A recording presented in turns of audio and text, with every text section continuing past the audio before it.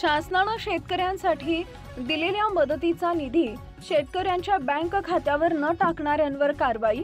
शासनाने शेतकऱ्यांसाठी दिलेल्या मदतीचा निधी शेतकऱ्यांच्या बँक खात्यावर न टाकणाऱ्यावर आता कारवाई करण्यात येईल असा इशारा राज्याचे पणन व राजशिष्टाचार मंत्री तथा धुळे जिल्ह्याचे पालकमंत्री जयकुमार रावल यांनी दिला आहे।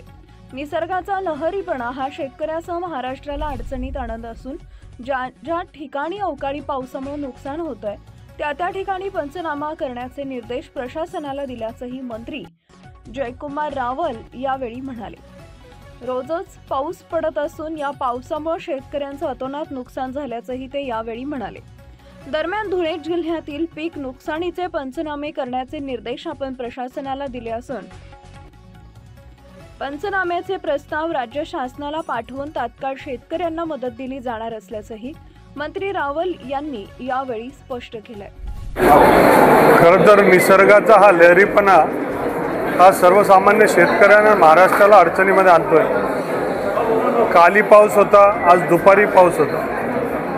मी आज लहानपणापासून पहिल्यांदा बघतोय की दिवाळीनंतर भी पाऊस होत असतो आणि तोही पुन्हा पुन्हा होतोय आणि म्हणून शेतकऱ्यांचं प्रचंड असं नुकसान हे होतंय।